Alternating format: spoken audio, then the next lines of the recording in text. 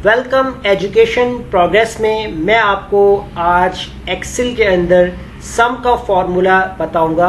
सम का फॉर्मूला कैसे अप्लाई किया जाता है एक्सेल के अंदर।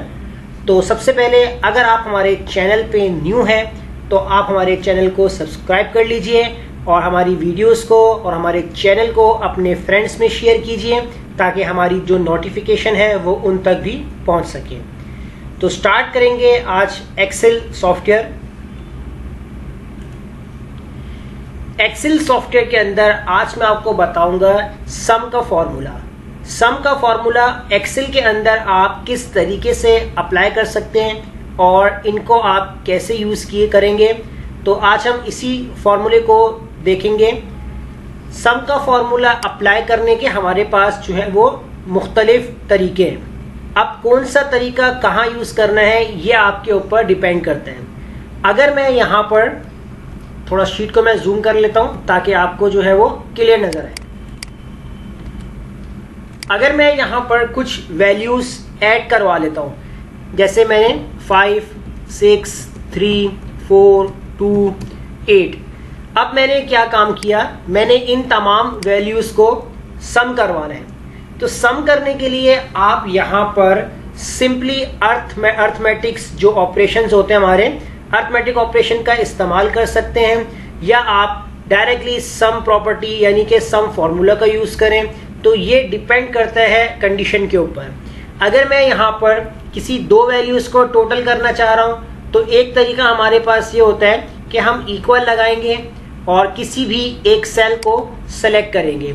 अब सेल को जब हम सेलेक्ट करते हैं तो यहाँ वैल्यू शो नहीं होती, यहाँ पर वो आपको उस सेल का नेम बताएगा। यानी कि आपके पास जो 5 लिखा हुआ है वो कौन से कॉलम में है, डी, और रॉ कौन सी है, 4। तो इसने बता दिया कि D4 के साथ हमने क्या काम करना है, हमने D4 के साथ प्लस करना है। किसको प्लस करना है कि 5 के साथ अगर हम 5 यानी कि 4 को प्लस करवा दें और अब हम करते हैं एंटर, तो आंसर मेरे पास क्या आ रहा है, 9 आ रहा है। इसका मतलब हमने यहाँ पर 5 और 4 को प्लस किया है। अब ये तो हम सिंपली प्लस कर देंगे, एक तरीका ये हमारे पास है।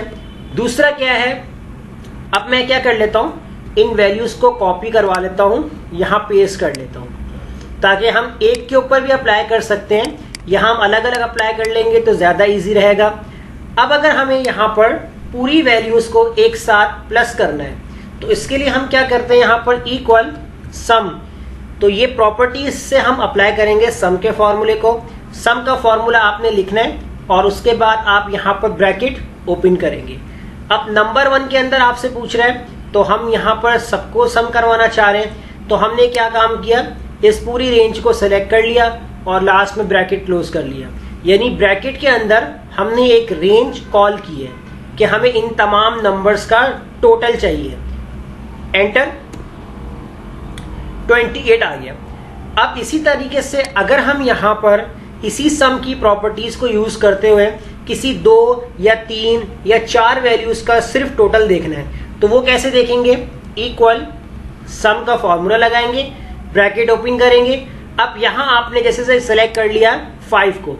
अब अगर आपको यानी कि आप चाहते हैं कि 5 के अंदर ये 2 ऐड हो जाए, अगर आप 2 को सिलेक्ट करेंगे तो ये एक ही सेल सेलेक्ट हो रहा है। तो इसमें आपने करना क्या है, आपने लगाना है कॉमा।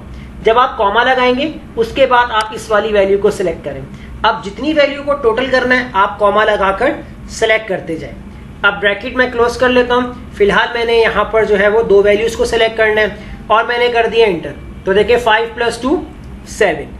अब यहाँ पर देखें इसमें हमने कॉमा लगाया, इसमें हमने यहाँ पर कॉलन लगाया यानी कि रेंज सेलेक्ट की है।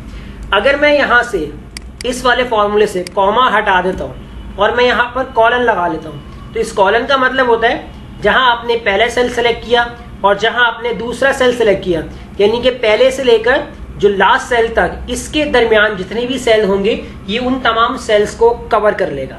अगर हम यहाँ लगाते हैं कॉमा तो कॉमा क्या करता है, सेपरेट सेल की बात करता है। जैसे आप स्क्रीन पर देख सकते हैं सेपरेट सेल की सिलेक्शन कर रहे हैं। अब इसके अलावा जो लास्ट हमारे पास जो एग्जाम्पल है, आप यहां पर सम का फॉर्मूला शॉर्ट की से भी अप्लाई कर सकते हैं। शॉर्ट कीज क्या होती है, आपकी कीबोर्ड के अंदर आपके पास एक बटन होगा ऑल्ट, इसके साथ आपने अप्लाई करना है जो कीबोर्ड के ऊपर आपके जो बटन बना होता है इक्वल या प्लस का साइन, यानी कि एक बटन है जिसके ऊपर यहाँ पर जो बना हुआ होता है साइन इक्वल और प्लस। यहाँ मैं आपको दिखा देता हूं,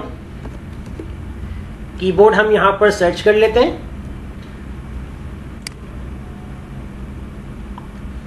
ये वाला बटन जो इक्वल और प्लस दोनों का साइन बना हुआ होता है, यानी ऑल्ट इक्वल, आपने इन दोनों बटन को प्रेस करना है। जैसे ही आप प्रेस करेंगे तो आपका फॉर्मूला अप्लाई हो जाएगा। ये शॉर्ट की है, मैंने ऑल्ट इक्वल प्रेस किया, देखें उसने ऑटोमेटिकली उस पूरी रेंज को सेलेक्ट किया और एंटर कर दिया। अब या तो आप मल्टीपल अप्लाई कीजिए अर्थमेटिक ऑपरेशन के थ्रू, या आप अप्लाई कर सकते हैं इसमें सम का फॉर्मूला बनाकर पूरी रेंज, और अगर आप चाहते हैं कि मुझे मल्टीपल सेलेक्ट करना है तो मल्टीपल कॉमा लगा के सिलेक्ट कीजिए। और इन शॉर्ट अगर आप यहाँ पर शॉर्ट कीज अप्लाई करते हैं, कैसे, ऑल्ट इक्वल, जैसे अप्लाई किया एंटर कर दें तो आपको उसका टोटल मालूम हो जाएगा। तो ये सम का फॉर्मूला था जो मैंने आपको आज की क्लास में बताया है कि सम का फॉर्मूला कैसे और कहां कहां अप्लाई किया जाता है। तो इस क्लास की आप प्रैक्टिस लाजमी कीजिए, और अगर कोई प्रॉब्लम आ जाती है तो कमेंट करके लाजमी बताइएगा, ताकि आने वाली वीडियो में हम आपकी प्रॉब्लम को सॉल्व कर सकें। और तब तक मुझे इजाजत दीजिए, मिलते हैं नेक्स्ट वीडियो में। Thank you. Welcome education progress में मैं आपको आज MS एक्सेल के ऊपर बेसिक कॉन्सेप्ट देने वाला हूं काउंट फंक्शन का। तो अगर आप हमारे चैनल पे न्यू हैं तो हमारे चैनल को सब्सक्राइब कर लीजिए और हमारे चैनल्स को अपने फ्रेंड्स में शेयर कीजिए। तो चलते हैं अपने टॉपिक की तरफ। आज मैं आपको बताऊंगा एक्सेल के ऊपर कि MS एक्सेल का जो फंक्शन है काउंट फंक्शन, उसको आप कैसे यूज़ कर सकते हैं। तो उसको यूज़ करने के लिए अगर आप यहाँ पर कोई भी नंबर्स या अल्फ़ाबेटिकली वर्ड्स कोई भी अगर आप यहाँ पर लिखते हैं तो कितने आपके पास अल्फ़ाबेट्स हैं, कितने नंबर्स हैं, तो आज हम काउंट फंक्शन से उसे हम काउंट करेंगे।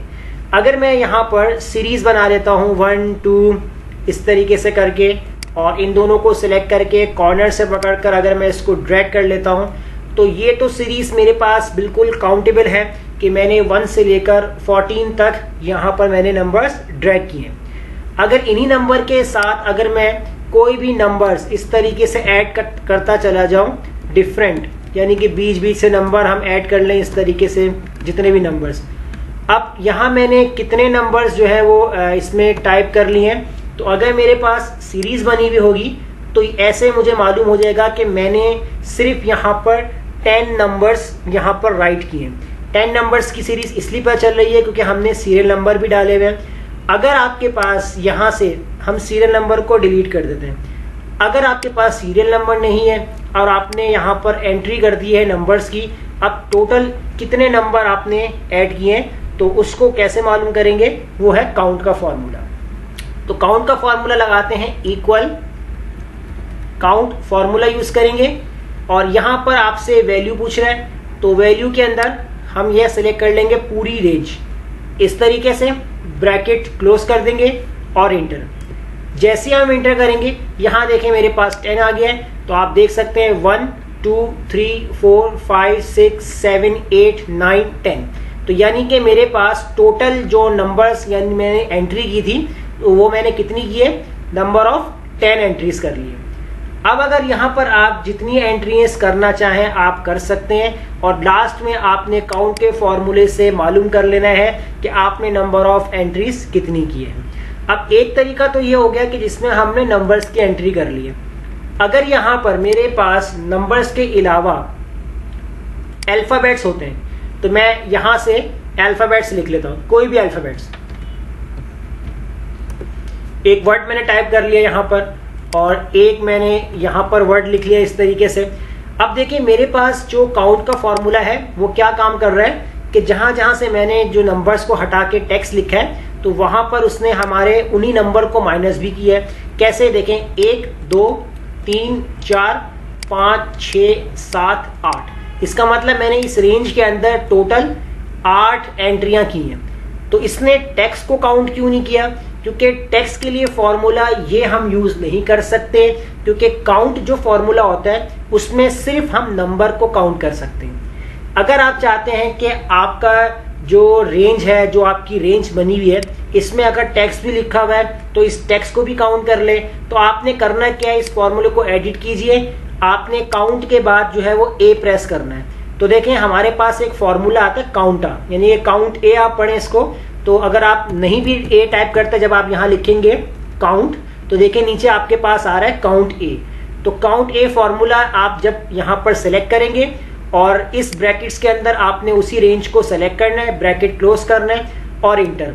तो देखिए काउंट नंबर के लिए होगा और ए मीन्स यानी अल्फाबेट्स, तो काउंट करेगा नंबर्स को और अल्फाबेट्स दोनों मिलाकर। अब देखें वापस से मेरे पास आंसर 10 आ गया, यानी कि अगर इस रेंज के अंदर हम देखें 1 2 3 4 5 6 7 8 9 10, तो देखिए टोटल हमने 10 एंट्रियां की हुई हैं। तो ये तो हमने काउंट और काउंट ए दोनों फॉर्मूले के बारे में मालूम कर लिया। अब यहां आपको तीसरा जो काउंट का जो फॉर्मूला है वो क्या करता है, अगर एक आपने सीरीज बनाई हुई, अभी देखिए शॉर्ट बनी हुई है, एक सीरीज आपकी यहां से लेकर नीचे तक जा रही है। अब उसमें कुछ सेल ऐसे होते हैं, या तो हम उस सेल से वैल्यू को डिलीट कर देते हैं, जैसे मैं यहां से डिलीट कर देता हूं, या हम उस सेल्स में कोई वैल्यू नहीं लिखते हैं, लिखना भूल जाते हैं। तो अगर आपने मालूम करना है कि आपके ब्लैंक सेल कितने आपने मिसप्लेस कर दिए हैं, तो आप उस फॉर्मूले से मालूम कीजिए काउंट ब्लैंक। तो काउंट ब्लैंक, जैसे आपने इक्वल लगाया यहाँ पर और यहाँ पर आपने राइट किया काउंट ब्लैंक। काउंट ब्लैंक आपने राइट करने के बाद उसी रेंज को आप सेलेक्ट करेंगे, ब्रैकेट क्लोज कर देंगे और इंटर। जैसे इंटर करेंगे देखें आंसर में क्या आ रहा है, 2 आ रहा है। इसका मतलब इस रेंज के अंदर आपके पास नंबर ऑफ ब्लैंक सेल्स कितने, 1 2। अगर यहां से मैं एक और सेल डिलीट कर देता हूं तो देखें ऑटोमेटिकली आपका फॉर्मूला भी अपडेट हो रहा है। अब जितने सेल्स को मैं डिलीट करता जाऊंगा तो देखें आपको यहां पर काउंट करके बताता रहेगा इस रेंज के अंदर आपके पास 4 ब्लैंक सेल्स मौजूद है। तो देखें इस तरीके से 3 ये फंक्शन है, काउंट, काउंट ए और काउंट ब्लैंक। ये तीनों फंक्शन जो मैंने आपको आज की क्लास में बताए हैं बहुत बेसिक फंक्शन है, इसका यूज आगे भी हमें बार बार करना पड़ेगा और ये यूज होते हैं फंक्शन। तो इस फंक्शंस की इंपॉर्टेंट यही थी कि आप अपनी वैल्यूज को और टेक्स्ट को और ब्लैंक टेक्स्ट को जो है वो काउंट कर सकते हैं। तो इतनी आप आज की क्लास की प्रैक्टिस कीजिए।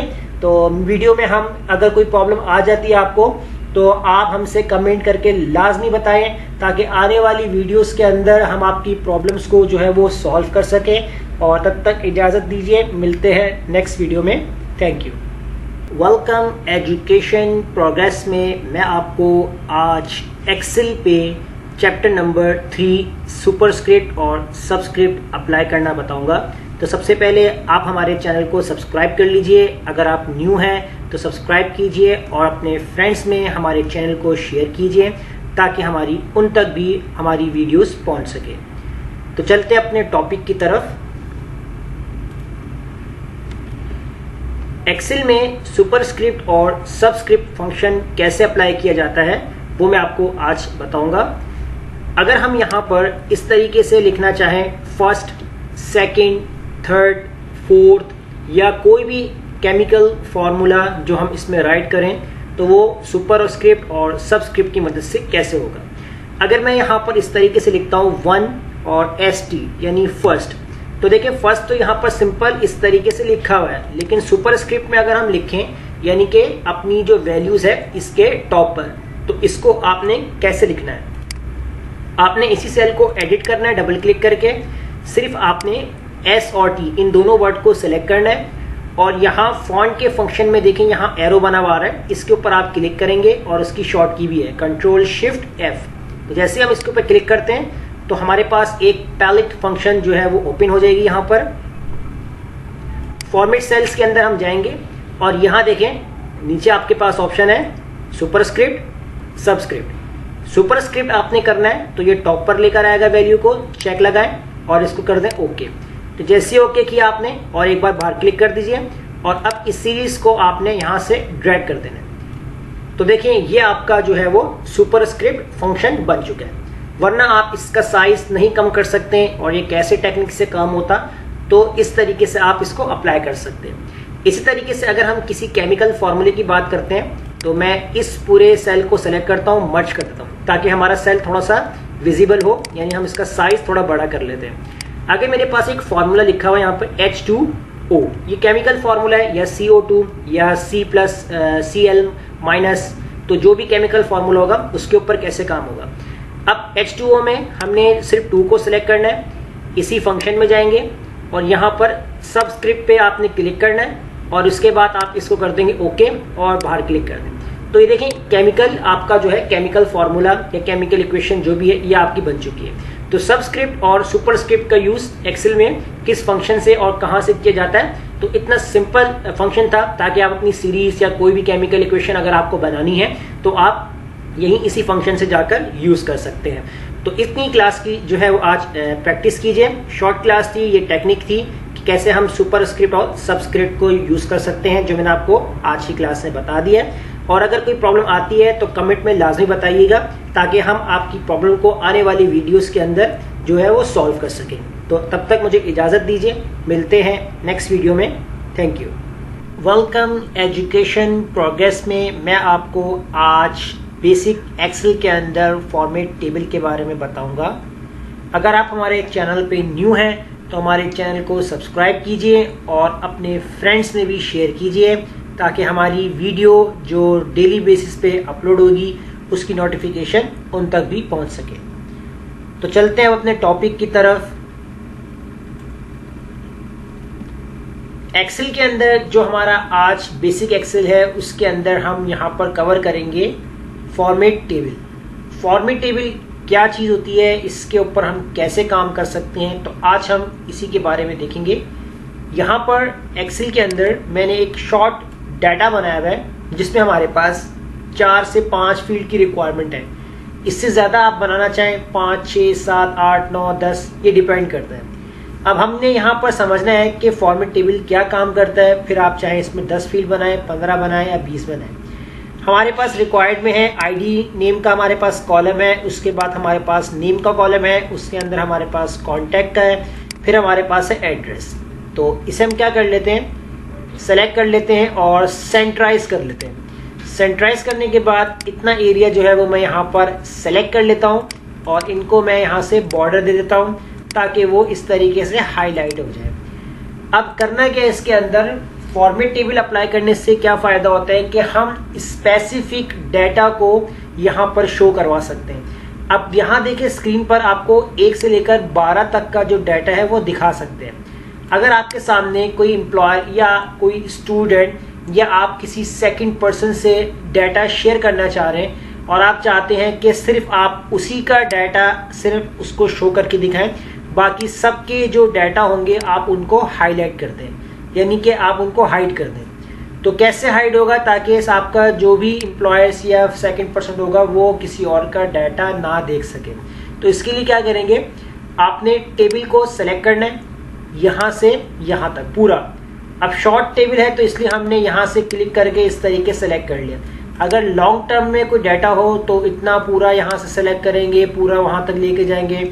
तो शॉर्ट क्या है, शॉर्टकट की आप अपने टेबल पे कहीं पे भी क्लिक कर दीजिए, उसके बाद कंट्रोल ए जब आप प्रेस करेंगे तो ये देखें ऑटोमेटिकली क्या हुआ, पूरा टेबल जो है वो आपके पास सेलेक्ट हो गया।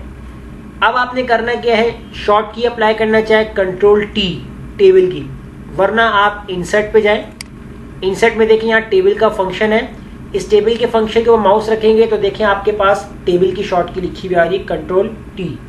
या तो कंट्रोल टी शॉर्ट की यूज कर लीजिए या आप डायरेक्ट टेबल पे क्लिक कीजिए तो यहाँ आपके पास एक पॉपअप मैसेज आएगा, यानी कि टेबल के लिए पूछ रहा है आपने सिलेक्शन ये कंप्लीट यहाँ तक बनाई है और माई टेबल हैज हेडर, यानी कि आपका जो टेबल का हेडर है आप इसे यूज करना चाह रहे हैं तो बिल्कुल यूज कीजिएगा। अगर चेक नहीं होगा तो आप यहाँ चेक लगा दीजिएगा ताकि हेडर के ऊपर जो है वो आपके फिल्टर अप्लाई हो जाए।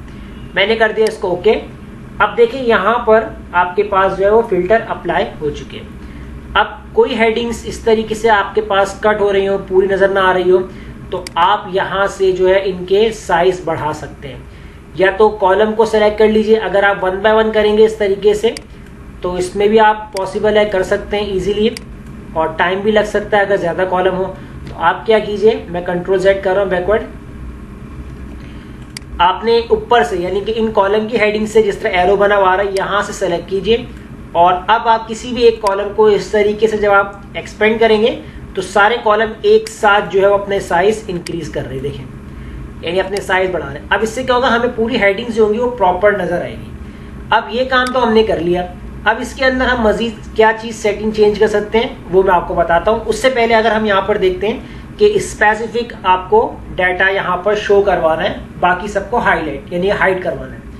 अब यहाँ देखिए डिपेंड करता है, ये आपके पास जो बॉक्सेस बने हुए आ रहे हैं ये ड्रॉप डाउन है। अगर आईडी से करना है तो आईडी से लगाइए, नेम से करना है नेम से, कॉन्टैक्ट से करना है कॉन्टैक्ट से, एड्रेस से करना है तो एड्रेस से।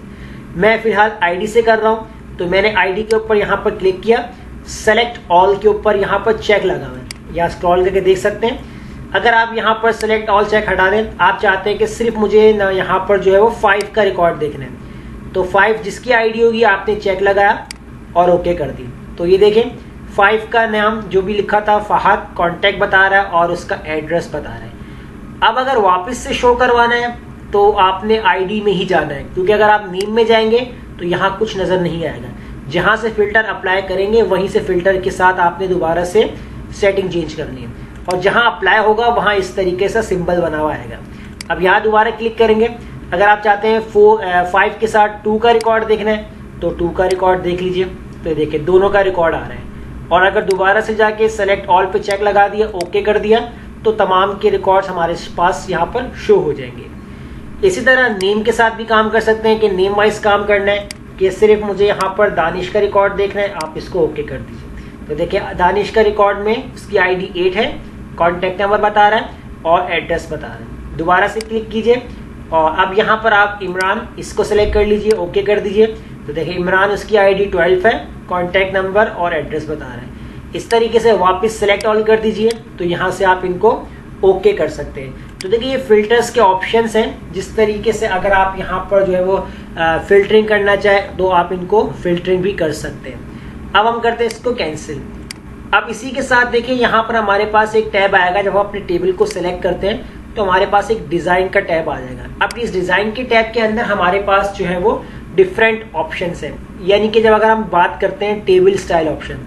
अब देखिए टेबल्स के पहले तो आप देखिए कि यहाँ पर आपको टेबल का स्टाइल चेंज करना है, तो आप टेबल का स्टाइल कैसे चेंज करेंगे, ये टेबल के स्टाइल्स हैं, डिफरेंट आपके पास है, लाइट है, डार्क है, आप यहाँ देख सकते हैं इस तरीके से लाइट कलर ग्रीन कलर में करना है, ये लाइट का ऑप्शन सेक्शन है, ये मीडियम का सेक्शन है। अब डार्क मीडियम में जाएंगे तो देखिए इस तरीके से आपके पास डिफरेंट कलर वेरिएशंस आपको स्क्रीन पर नजर आ रहे हैं। ग्रीन में करना है, येलो में करना है, ब्लू में करना है, आपको जो कलर्स करना है, जिस तरीके का वेरिएशन रखना है आप इस तरीके क्लिक कीजिए और अप्लाई कीजिए। फिर इसके बाद है table style option. Table style options के अंदर देखिए हेडर के ऊपर आपने चेक लगाया है, अगर हटा देंगे तो हेडर आपका यहाँ से रिमूव हो जाएगा, क्लिक करेंगे तो आपको वापस शो हो जाएगा। बैंडेड ड्रॉ में क्या होगा, जिस तरह एक लाइन आपकी जो कलर वाइज है, एक कलर वाइज नहीं है, तो बैंडेड ड्रॉ पे चेक हटा देंगे, सारी आपकी लाइंस एक जैसी हो जाएंगी। बैंडेड ड्रॉ पे ये बाय डिफॉल्ट सेटिंग है, ये ऑलरेडी चेक लगी हुई, हटाना है हटा दीजिए, अप्लाई करना है तो अप्लाई कर दीजिए। इसके बाद है टोटल ड्रॉ। टोटल ड्रॉ के अंदर क्या करना है ये आपको बताता हूँ मैं। फर्स्ट कॉलम यानी कि देखिए फर्स्ट कॉलम जो है वो इस तरीके से हाईलाइट हो जाएगा, और इस तरीके से अगर आप आते हैं लास्ट कॉलम, तो लास्ट कॉलम देखिए इस तरीके से थोड़ा बोल्ड हो रहा है। तो ये सेटिंग पे डिपेंड करता है, अगर मेरे पास यहाँ पर सेटिंग इस तरीके से ब्लैक हो तो हम यहाँ पर फर्स्ट कॉलम पे क्लिक करेंगे तो देखिए इसकी फॉर्मेटिंग चेंज बता रहा है, और अगर लास्ट कॉलम पे क्लिक करेंगे तो देखिए इसकी फॉर्मेटिंग चेंज बता रहा है। तो ये डिपेंड करता है आपकी जो कंडीशंस जो भी। ऑरेंज सेलेक्ट करेंगे तो देखिए ऑरेंज में क्या इफेक्ट आ रहा है, उसमें भी आपके कलर्स चेंज करवा रहे हैं, यानी कि जो आपके टेक्स्ट है उनका बोल्ड कर रहे हैं। और बैंडेड कॉलम में सब देखें एक कॉलम डार्क हो गया, एक लाइट है, एक डार्क है, एक लाइट है। इस तरीके से फिल्टर बटन, अगर आप चाहते हैं कि हेडर पे फिल्टर बटन नहीं चाहिए तो आप हटा दीजिए, तो इस तरीके से फिल्टर बटन आपके रिमूव हो जाएंगे। क्लिक कर देंगे तो फिल्टर बटन शो हो जाएंगे। टोटल ड्रॉ, अगर किसी का टोटल देखना है तो वो निकाल सकते हैं। टोटल पे क्लिक करें तो देखें यहाँ पर टोटल आ रहा है।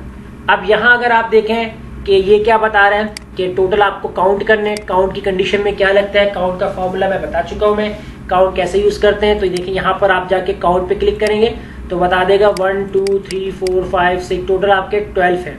अब सम करना है, जैसे लेट सपोज ये कॉन्टैक्ट नंबर नहीं, आपकी वैल्यूज है और जैसे 456 वैल्यू है, 789, इन सब का टोटल निकालना है। तो यहाँ पर आए और यहाँ से आप सम का फॉर्मूला जो आप सेलेक्ट करेंगे, तो ये देखिए इन सब का टोटल हमें निकाल के बता देगा कि इन सब का टोटल कितना बन रहा है और कितनी एंट्रीज हैं, सम लगाना है, काउंट लगाना है, एवरेज निकालना है। तो यहाँ से आप कर सकते हैं। लेकिन अगर आपका ये टोटल ऑफ चेक होगा तभी आपको फाइनली आखिर में बताएगा कि टोटल कितने हैं और काउंट कितने हैं। वरना अगर आप यहाँ से टोटल ऑफ चेक हटा देंगे तो नीचे की जो लास्ट रो होगी टोटल रो की, वो यहाँ पर जो है वो आपके पास हाइड हो जाएगी। तो ये हमारे पास जो है वो सिंपल जो टेबल स्टाइल के ऑप्शंस थे वो हमने कवर किए हैं और टेबल स्टाइल्स वो भी हमने देखे यहाँ पर किस तरीके स्टाइल्स है। तो ये बेसिक जो मैंने आपको बताया है कि बेसिक के अंदर जो फॉर्मेट टेबल क्या काम कर सकता है, किस तरीके से फिल्टर अप्लाई कर सकता है, वो हमने आज ही क्लास में कवर किए हैं। तो अगर आपके पास कोई प्रॉब्लम आ जाती है तो कमेंट में हमसे लाजमी बताइएगा, ताकि आने वाली वीडियो के अंदर हम आपकी प्रॉब्लम को सॉल्व कर सकें। और तब तक इस क्लास की आप प्रैक्टिस कीजिए और मुझे इजाज़त दीजिए। मिलते हैं नेक्स्ट वीडियो में। Thank you. Welcome education progress में मैं आपको आज बेसिक एक्सेल के अंदर फ्लैश फिल का ऑप्शन बताऊंगा। अगर आप हमारे चैनल पे न्यू हैं तो हमारे चैनल को सब्सक्राइब कर लीजिए और अपने फ्रेंड्स में भी शेयर कीजिए। तो चलते हैं अपने टॉपिक की तरफ। आज एक्सेल के अंदर जो हमारा बेसिक एक्सेल की जो सीरीज चल रही है, इसमें मैं आपको फ्लैश फिल का ऑप्शन बताऊंगा। फ्लैश फिल का ऑप्शन ये आपके बहुत काम आने वाला है। इसकी नीड आपको कब और कहां पढ़ने वाली है तो आपको क्लास एंड तक देखने के बाद समझ में आ जाएगी। इससे पहले मैं आपको एक रिव्यू दे दूंगा कि अगर आप किसी ऑफिस के अंदर, किसी स्कूल के अंदर, किसी भी इदारे के अंदर अगर आप डेटा एंट्री का काम कर रहे हैं या आपके पास आउटसोर्स यानी बाहर से कोई ऐसी फाइल आ जाती है एक्सेल की जिसमें आपके पास जो है फर्स्ट और लास्ट नेम का कॉम्बिनेशन एक ही सेल के अंदर बना हुआ हो और आपसे कहा जाए कि आप इनको अलग अलग सेल्स के अंदर लिखें, यानी कि फर्स्ट नेम अलग हो जाए और लास्ट नेम अलग हो जाए। अगर आप मैनुअली टाइप करना शुरू करेंगे तो आपको बहुत टाइम लग जाएगा। अभी तो यहाँ शॉर्ट नेम है, लेकिन जब आपके पास लिस्ट होगी वो आपके पास एक से ज्यादा होंगी, 50, 100, 200। तो अगर आप मैनुअली टाइप करेंगे तो बहुत टाइम लग जाएगा। तो इस टेक्निक से जो मैं आपको बताऊंगा, जो फ्लैश फिल का ऑप्शन है, वो टेक्निक, जो ऑप्शंस आपके लिए सबसे ज्यादा हेल्पफुल रहेगा। पहला काम आपने करना है क्या यहाँ पर कि जो भी आपका नेम होगा फर्स्ट सेल के अंदर, उसका फर्स्ट आपको नेम यहाँ मैनुअल लिखना होगा। जैसे फर्स्ट नेम हमने यहाँ पर टाइप कर दिया है और एंटर कर दिया। उसके बाद आपने इसी सेल को आपने सेलेक्ट करना है और आपने चले जाना है यहाँ पर फिल के ऑप्शन में। इधर सबसे लास्ट में देखें आपके पास ऑप्शन आ रहा है फ्लैश फिल। अगर आप माउस रखते हैं तो यहाँ नीचे देखें आपके पास शॉर्ट की भी लिखी हुई आ रही है, फ्लैश फिल के आगे ब्रैकेट में लिखी हुई है कंट्रोल ई। या तो आप कंट्रोल ई शॉर्ट की यूज कीजिए या आप फ्लैश के फिल के ऊपर क्लिक कर दीजिए। तो जैसे ही आप क्लिक करेंगे यहाँ पर तो देखें इस नेम में से, यानी कि जो आपकी लिस्ट थी, इस लिस्ट में से इसने सारे पहले जो नेम्स थे फर्स्ट नेम, उसको यहाँ पर उसने पेस्ट कर दिया। अब लास्ट नेम भी निकालना है तो आपने क्या करना है, पहले सेल का जो लास्ट नेम होगा उसको आपने मैनुअली लिखना होगा। अब जैसे हम यहाँ पर टाइप कर लेते हैं और एंटर करते हैं, उसके बाद दोबारा से इसी सेल को सिलेक्ट करेंगे। आप चले जाए फ्लैश फिल में या आप कंट्रोल ई आपने प्रेस करना है। जैसे आपने प्रेस किया तो देखिए लास्ट नेम भी क्या हो गया, आपके पास अलग सेल के अंदर पेस्ट हो गया। तो है ना बहुत सिंपल और बहुत काम आने वाली ट्रिक। इस ऑप्शन से आप अपनी लिस्ट को इजीली सेपरेट कर सकते हैं और जो आपके 15 मिनट, आधा घंटा आपके काम में लगना था, वो आपका काम एक ही मिनट के अंदर हो जाएगा। अब उसके बाद आप चाहे इसके अंदर हेडिंग डाल दीजिए, ये आपके नेम हो जाएंगे और ये आपके पास आ जाएगा फर्स्ट नेम और ये आपके पास आ जाएगा यहाँ पर लास्ट नेम। सेल का साइज बढ़ा लीजिए और इस तरीके से सेलेक्ट करके इनके ऊपर बॉर्डर दे दीजिए। और अगर हेडिंग्स को हाईलाइट करना है, बोल्ड करना है, तो वो आप यहाँ पर डिफरेंट हाईलाइट कर सकते हैं। तो इतनी क्लास की, आज की क्लास में मैंने आपको जो बताया है फ्लैश फिल का ऑप्शन, इतनी प्रैक्टिस कीजिए। मजीद अगर कोई प्रॉब्लम आ जाती है तो कमेंट में लाजमी बताएं, ताकि आने वाली वीडियो में मैं उस प्रॉब्लम को सॉल्व कर सकूं और आपको उस प्रॉब्लम का सलूशन मिल जाए। तो मिलते हैं नेक्स्ट वीडियो में। अभी इजाज़त दीजिए। Thank you. Welcome education progress में मैं आपको आज बेसिक एक्सेल के अंदर डेट एंड टाइम फंक्शन के बारे में बताऊंगा। तो अगर आप हमारे चैनल पे न्यू हैं तो हमारे चैनल को सब्सक्राइब कर लीजिए और साथ ही बेल आइकन पे क्लिक कर लीजिए और हमारे चैनल्स को, हमारी वीडियोस को अपने फ्रेंड्स में भी शेयर कीजिए।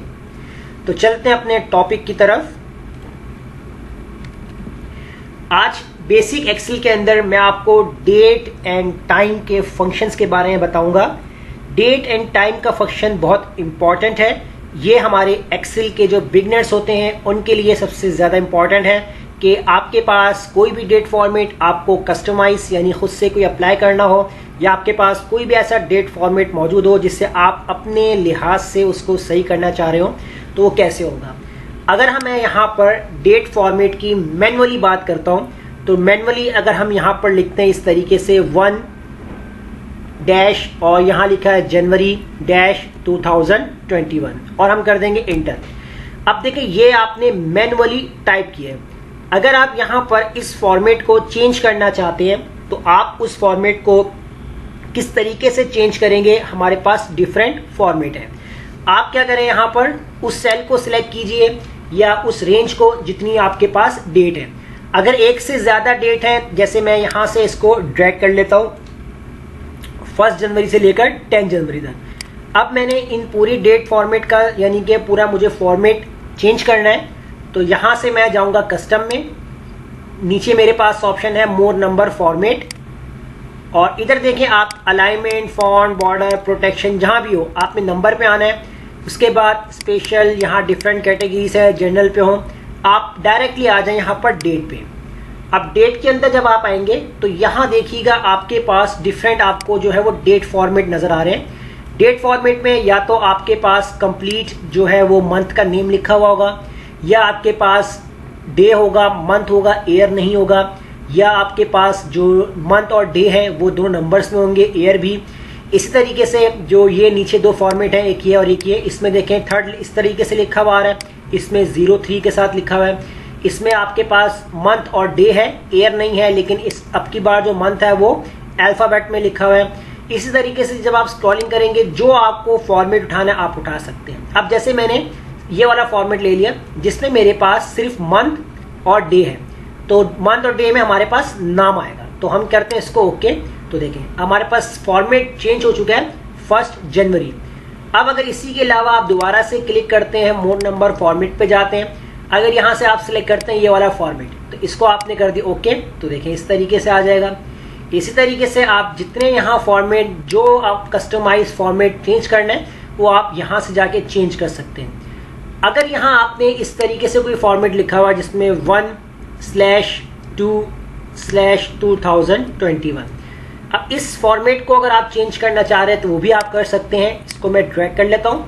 अगर ये फॉर्मेट में आपके पास आया पहले से, आप चाहते हैं कि आप अपनी मर्जी से यहाँ फॉर्मेट रखना चाहते हैं तो उसी तरीके से आप डेट नंबर पे जाए, यहाँ पर मोर नंबर फॉर्मेट पे, और डेट पे जाकर यहाँ से आप ये वाला फॉर्मेट सेलेक्ट कीजिए और इसको आप ओके कर दीजिए। तो देखें 1 फरवरी, 2 फरवरी, 3 फरवरी, तो ये सारे फॉर्मेट आपके वैसे ही हो जाएंगे जैसा आप इसके अंदर रखना चाहते हैं। इसी तरीके से टाइम की बात भी अगर हम करते हैं तो टाइम का भी सेम यही पर्पज है। अगर आप टाइम लिखते हैं इस तरीके से, आपने यहाँ पर लिखा 6 o'clock पूरा यानी कि आवर और मिनट। अब आपके पास यहाँ जब आप सिलेक्ट करेंगे सेल को, आप दोबारा से डेट यानी कि मोर नंबर फॉर्मेट पे जाएं। अब डेट की जगह आपने सेलेक्ट करना टाइम। अब टाइम की भी हमारे पास डिफरेंट फॉर्मेटिंग है जिसमें आवर, मिनट, सेकेंड्स, किसी में आवर और मिनट है, किसी में hour, minute, second, AM, PM भी आ रहे हैं। अब देखें यहाँ जो आपके पास है कुछ हमारे पास आवर के जो फॉर्मेट है वो 24 आवर्स भी हैं, यानी कि 12 के बाद 13, 14, 15, 16 इस तरीके से। अब यहाँ देखें आवर, मिनट और AM, PM का फॉर्मेट है। मैंने इसको ओके किया तो देखिए आवर, मिनट, AM, PM आ रहा है। इसके अलावा अगर आपको कोई भी फॉर्मेट चाहिए तो आप यहाँ से सेलेक्ट कर सकते हैं। इसमें सेकंड नहीं था तो सेकंड के साथ भी आ रहा है आपके पास AM, PM वाला, और अगर आपको AM, PM नहीं चाहिए तो आवर, मिनट और सेकंड आ रहा है। तो यहाँ से आप डिफरेंट फॉर्मेट सेलेक्ट कर सकते हैं जैसा कि यहाँ पर आपके पास गिवन है। आपने इसको ओके कर दिया, इस तरीके से सेलेक्ट हो गया। अब डेट और फॉर्मेट का ये तो आपने देख लिया कि कस्टमाइज में आप जाकर उसको चेंज कर सकते हैं। अब एक फॉर्मूला हमारे पास है जिसमें आप करंट डेट लगा सकते हैं कि करंट डेट और करंट टाइम। तो डेट अगर आपको निकालनी है उसके लिए आप क्या करेंगे, इक्वल डेट का फॉर्मूला यूज करेंगे और कुछ भी नहीं, डेट का फॉर्मूला नहीं करना आपने यहाँ यूज करना है टुडे का फॉर्मूला यूज करना है और ब्रैकेट ओपन ब्रैकेट क्लोज। तो अभी यहाँ पर आपने क्या करना है कि ब्रैकेट्स में कुछ भी नहीं लिखना, जस्ट टुडे लिखना है, ओपन करना है ब्रैकेट, क्लोज करना है और एंटर कर देना है। अब जैसे आप इंटर करेंगे तो आज की जो डेट होगी यानी कि जो आपके सिस्टम में अपडेट होगी डेट, वो आ जाएगी। अब अगर फॉर्मेट कुछ भी आ जाए यहाँ पर और आप चाहते हैं कि आप अपनी मर्जी का फॉर्मेट रखना चाहते हैं या ये जो हमने फॉर्मेट रखा है यही आ जाए यहाँ पर, तो सिलेक्ट कीजिए सेल को, यहाँ आप जाएं मोर नंबर फॉर्मेट पे, डेट वाले ऑप्शन पे जाएं, कोई भी एक फॉर्मेट सेलेक्ट करें अपनी मर्जी का, इसको ओके कर दीजिए।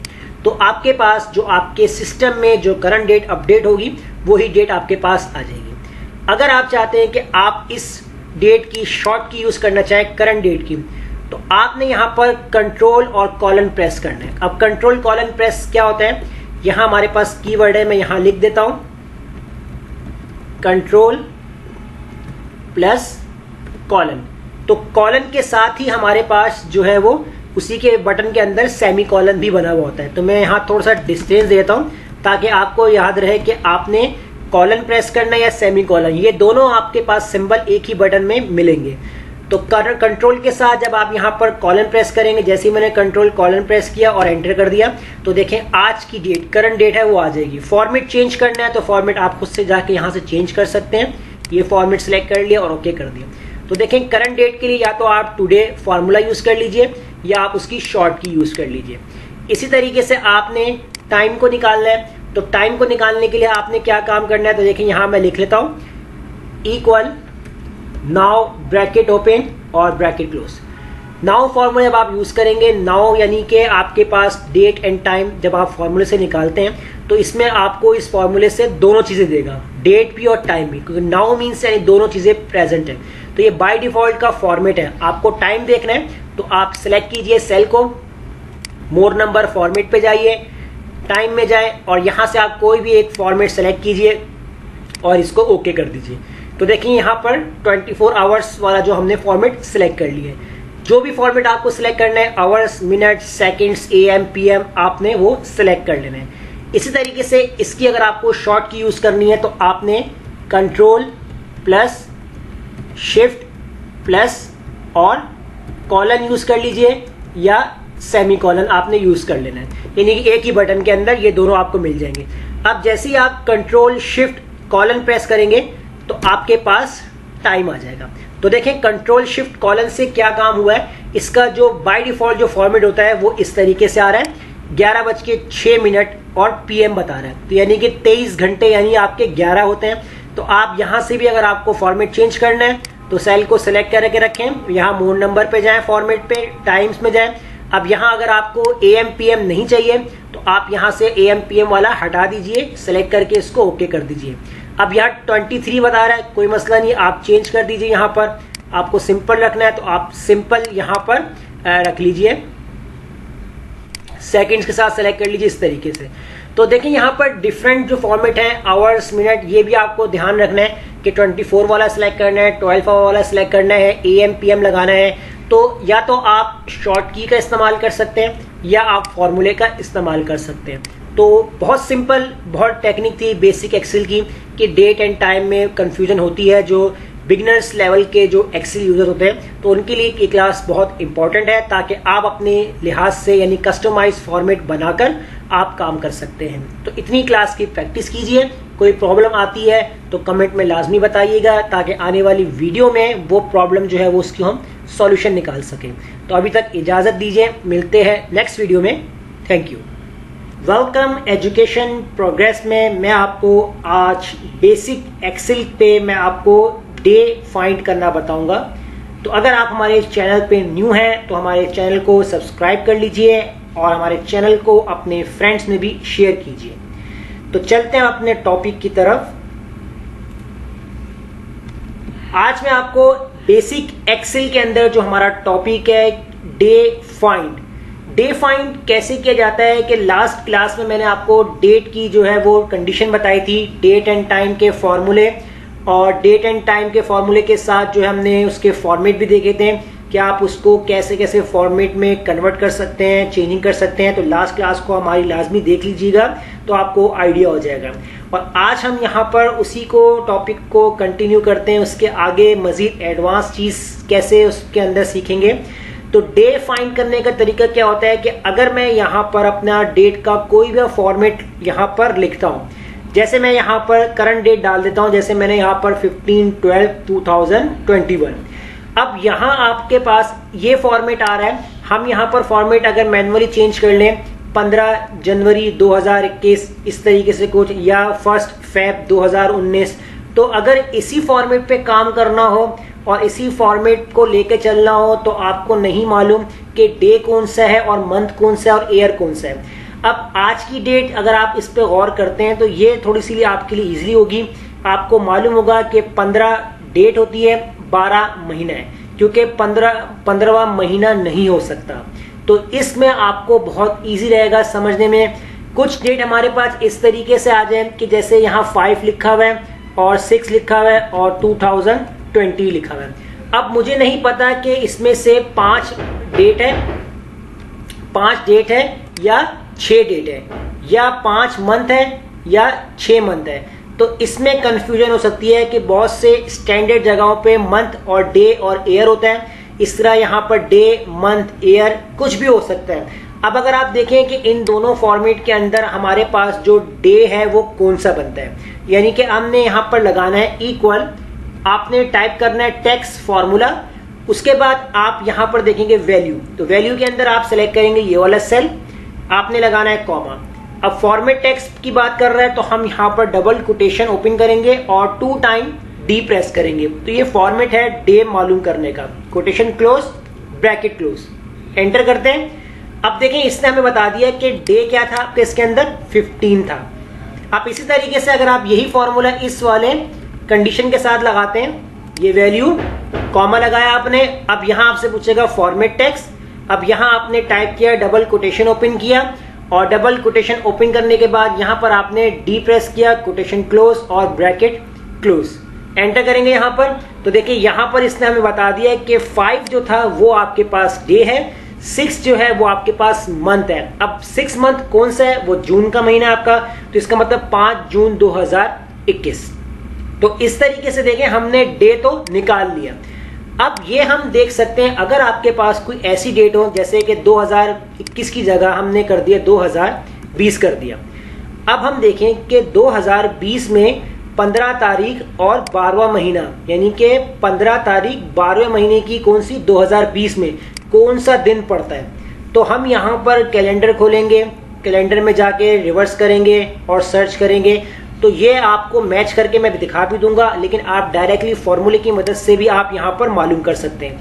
आपने करना क्या है, उसी फॉर्मूले को यूज करना है, टेक्स्ट, और वैल्यू में आप इसी सेल को सिलेक्ट करेंगे यहाँ पर, और आपने लगा दी यहाँ पर कॉमा और कोटेशन बनाएंगे। अब यहाँ पर आपने डी जो है वो 3 टाइम प्रेस करना है, कोटेशन क्लोज, ब्रैकेट क्लोज, यानी अब आपकी कंडीशन में जो डेट है वो डे में कन्वर्ट हो जाएगा। अब आप करेंगे इसको एंटर। जैसे एंटर करेंगे तो देखें 15 दिसंबर 2020 में, यानी कि 15 दिसंबर 2020 को क्या पड़ रहा था, ट्यूसडे पड़ रहा था। अब आप अगर वेरीफाई करना चाहे वेरीफाई कर सकते हैं। पहले हम इसको भी निकाल लेते हैं यहाँ पर, और आप ताकि दोनों डेट को एक साथ वेरीफाई कर लें। वैल्यू सेलेक्ट करेंगे यहाँ पर, कोटेशंस के अंदर आपने यहाँ पर 3 टाइम डी प्रेस किया, quotation close, bracket close, enter. तो देखें अब आपके पास जो बता रहा है कि 5 जून, यानी कि 5 जून 2021 को क्या दिन पड़ रहा था, सैटरडे। अब आप देखें पहले हम चेक करते हैं 2021 में 5 जून, यानी कि हम सेलेक्ट करते हैं यहाँ पर कैलेंडर, नवंबर, अक्टूबर, रिवर्स कर रहे हैं हम यहाँ पर। तो देखें डेट क्या है, 5 जून। तो 5 जून को अगर हम देखते हैं, ये आपके पास डेट आ रही है सैटरडे। तो देखें बिल्कुल एग्जैक्ट मैच कर रहा है। ये सिर्फ मैं आपको दिखा रहा हूँ रिवर्स करके कैलेंडर में जाकर, ताकि आपकी जो डेट है, जो आप फॉर्मूला हमने लगाया वो वेरीफाई हो रहा है। इसी तरीके से अब हम चले जाते हैं यहाँ पर 2020 में बात कर रहे हैं। तो 2000 अगर हम 20 की बात करते हैं तो 2020 में जाते हैं हम यहाँ पर 2020 में गए। 2020 के अंदर जो हमारा मंथ है वो कौन सा है, दिसंबर, तो दिसंबर में हम चले गए और दिसंबर की 15 तारीख को यहाँ हमें बता रहा है ट्यूसडे। तो जैसे ही हम देखेंगे 15 तारीख तो देखें बिल्कुल एक्यूरेट हमें बता रहा है। तो देखें ना, इस फॉर्मूले से हमने कितनी ही आसानी से, एक तो हमने इस फॉर्मेट से ये मालूम कर लिया कि डे कौन सा है, जो भी आपका इसमें से डेट बन रही है, और उस डे को क्या डे पड़ रहा है, तो उस डेट को क्या डे पड़ रहा है वो भी हमने निकाल लिया। तो देखें, इस टेक्निक से, इस फॉर्मूले की मदद से आप ये काम कर सकते हैं, जो कि एक्सेल को बिगनर लेवल पे यूज कर रहे हैं उनके लिए सबसे ज्यादा ये हेल्पफुल रहेगा ये फॉर्मूला। तो इस फॉर्मूले को और इस क्लास को याद रखिएगा। जहां भी आपके पास प्रॉब्लम आए इस तरीके की, तो इस क्लास को लाजमी याद रखते हो, अपनी प्रॉब्लम को सॉल्व कीजिएगा। और अगर प्रॉब्लम आती है तो कमेंट में लाजमी बताएं, ताकि आने वाली वीडियो में वो प्रॉब्लम्स मैं यहाँ पर सॉल्व कर सकूं और आपके साथ शेयर कर सकूं। तो मिलते हैं नेक्स्ट वीडियो में, शुक्रिया। वेलकम एजुकेशन प्रोग्रेस में मैं आपको आज बेसिक एक्सेल के अंदर प्रोटेक्ट शीट के ऊपर वर्क करना बताऊंगा। तो अगर आप हमारे चैनल पे न्यू हैं तो हमारे चैनल को सब्सक्राइब कर लीजिए और हमारे चैनल को अपने फ्रेंड्स में भी शेयर कीजिए। तो चलते हैं अपने टॉपिक की तरफ। आज MS एक्सेल के अंदर जो हमारा बेसिक एक्सेल चल रहा है, इसके अंदर हम प्रोटेक्ट शीट करना लिखेंगे कि प्रोटेक्ट शीट कैसे की जाती है। ये बहुत ज़्यादा ज़रूरी होता है एक्सेल के अंदर। अगर आप कोई अपना पर्सनली डाटा एंटर कर रहे हैं या कोई आप ऐसा काम कर रहे हैं जो आप किसी सेकंड पर्सन के साथ शेयर नहीं करना चाहते, आप अपनी शीट को प्रोटेक्ट करना चाहते हैं, तो उसको लगाना, कैसे लगाना है, किस तरीके से, तो ये मैं आपको आज बताऊंगा।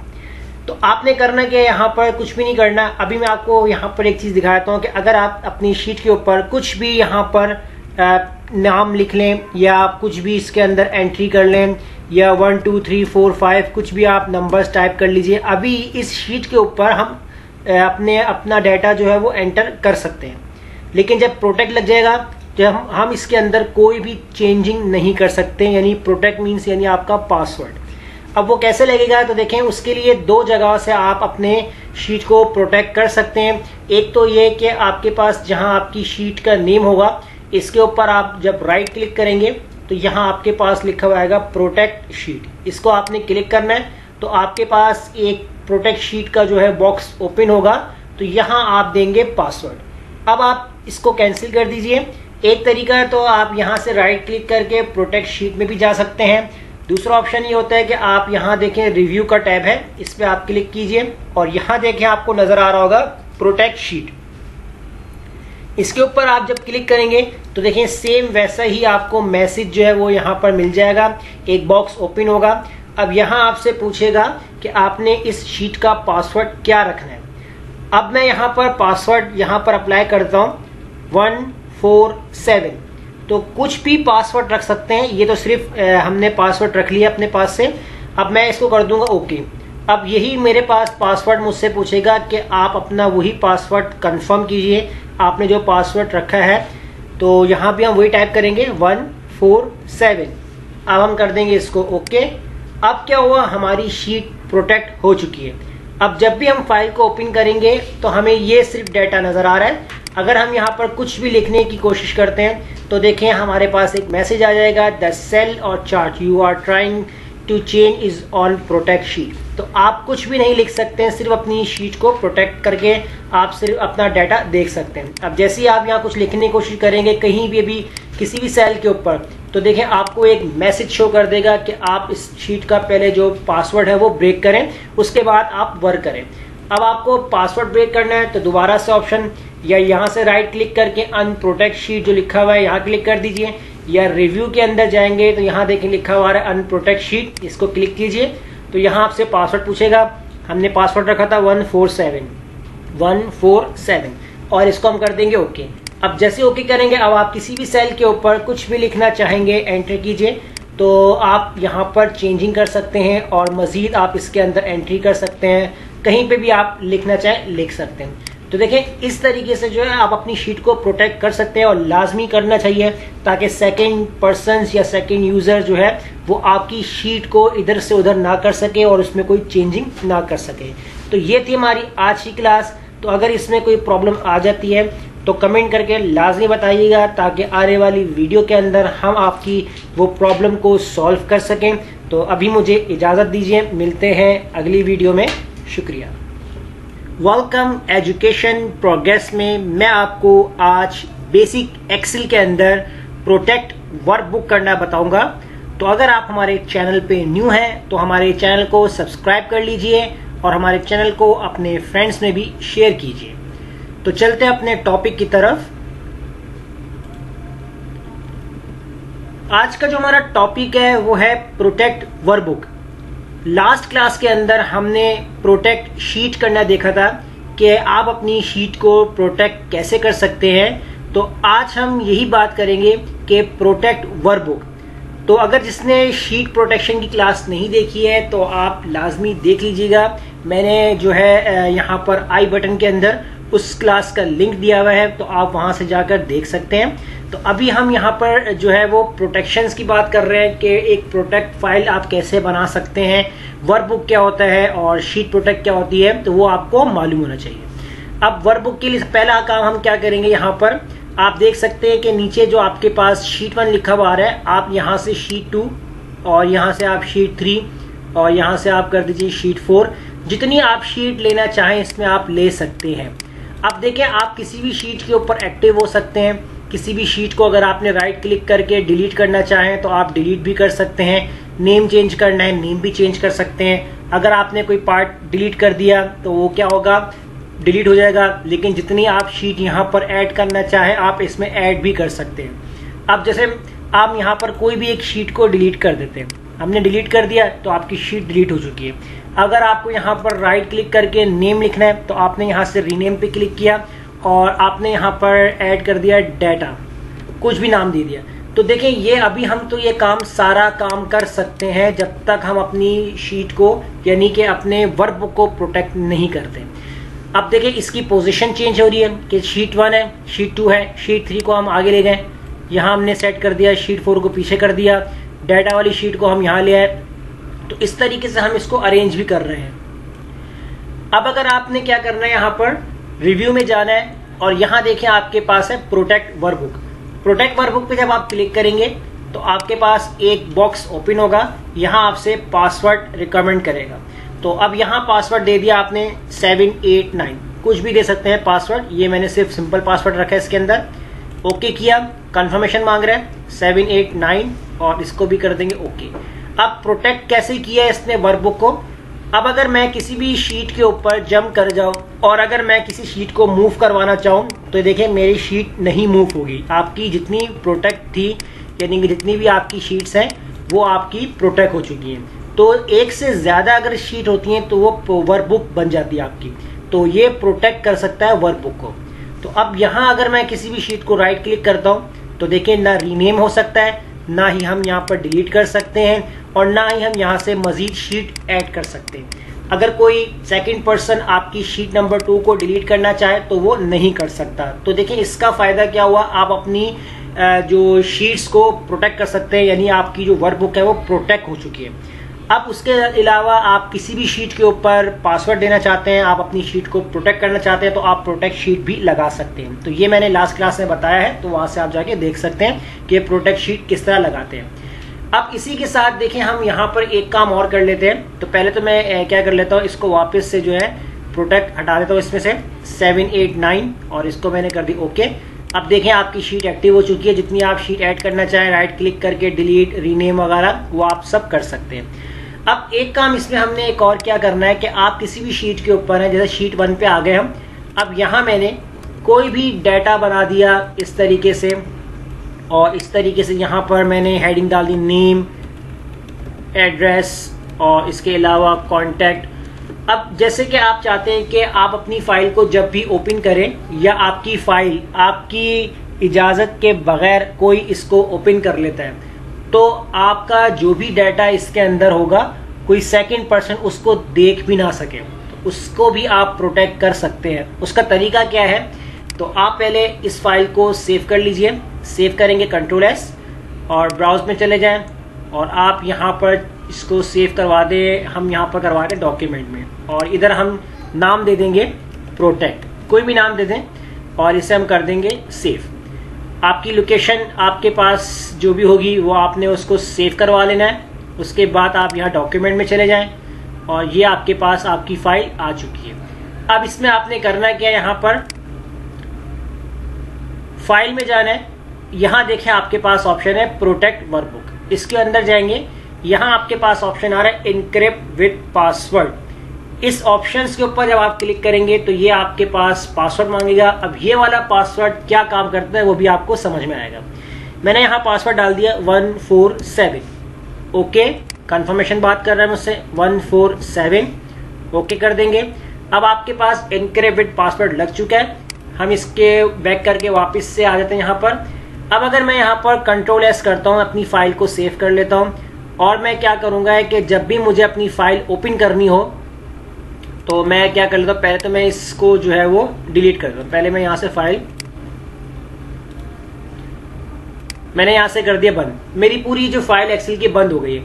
अब मैं क्या काम करूँगा, अपनी उसी फाइल को दोबारा ओपन करूँगा, या मेरे एब्सेंट होने की सूरत में अगर कोई सेकंड पर्सन इस फाइल को ओपन कर लेता है, जैसे डबल क्लिक किया उसने, तो क्या हुआ कि आपके पास जो है वो इस तरीके से एक मैसेज आएगा कि आप अपना पासवर्ड एंटर कीजिए, उसके बाद अपने फाइल का डाटा देख सके।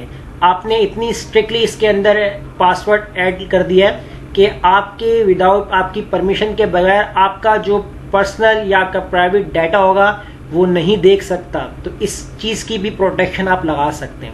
अब यहाँ हम डालते हैं 147, ओके किया यहाँ पर, तो देखें आपका डाटा भी व्यू हो चुका है। तो देखें 3 तरीके से हम अपनी शीट को प्रोटेक्शन कर सकते हैं। एक तरीका मैंने आपको लास्ट क्लास में बताया था कि जिससे हम अपनी शीट को प्रोटेक्ट कर सकते हैं, प्रोटेक्ट शीट। दूसरा मैंने आपको आज की क्लास से बताया है कि आप अपनी वर्कबुक को भी प्रोटेक्ट कर सकते हैं, जैसे अभी हमने नीचे यहाँ पर एग्जाम्पल देखी थी। और तीसरा तरीका प्रोटेक्ट करने का कि आप अपना जो डाटा है पर्सनल, उसको भी आप हाइड कर सकते हैं सेकंड यूजर से, कि सेकंड यूजर आपका जो पर्सनल डाटा वो देख भी नहीं सके।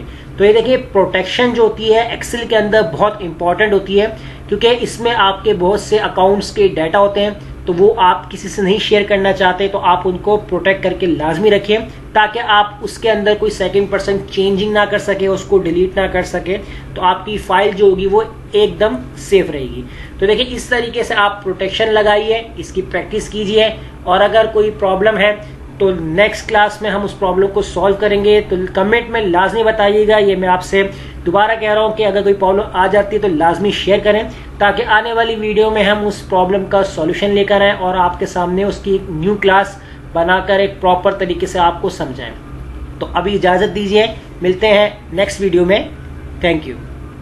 वेलकम एजुकेशन प्रोग्रेस में मैं आपको आज बेसिक एक्सेल के अंदर पेज ब्रेक लाइन रिमूव करना बताऊंगा। तो अगर आप हमारे चैनल पे न्यू हैं तो हमारे चैनल को सब्सक्राइब कर लीजिए और हमारे चैनल को अपने फ्रेंड्स में शेयर कीजिए। तो चलते हैं अपने टॉपिक की तरफ। एक्सेल के अंदर हम जब कोई भी काम करते हैं तो एक्सेल के अंदर हमें ये नहीं मालूम होता कि हमारा जितना भी काम है वो कितने पेज के ऊपर कवर हो रहा है। तो उसको चेक करने के लिए हम अपनी पेज सेटिंग में जाएंगे और वहां से देखेंगे कि आपका जो भी काम है वो कितने पेज के ऊपर प्रिंट होगा या कितने पेज के ऊपर कवर हो रहा है। अगर यहाँ पर हम कोई भी नंबर डालते हैं, जैसे मैंने यहाँ से नंबर एंटर किया और यहाँ से एंटर किया और एक मैंने सीरीज बना दी, इस तरीके से मैंने ड्रैग कर दिया। अब यहाँ देखें, आप देख सकते हैं स्क्रीन के ऊपर कि ये जो नंबरिंग की जो सीरीज है ये आपके कितने पेज के ऊपर चली गई है। या तो आप इस तरीके से आप सेलेक्ट कर लीजिए, कलर को हाईलाइट कर लीजिए, या इस तरीके से सेलेक्ट करके आप कुछ भी जो है प्रिंट कर लीजिए, कलर्स वाइज या सीरीज वाइज, जो भी आपको प्रिंट करना है।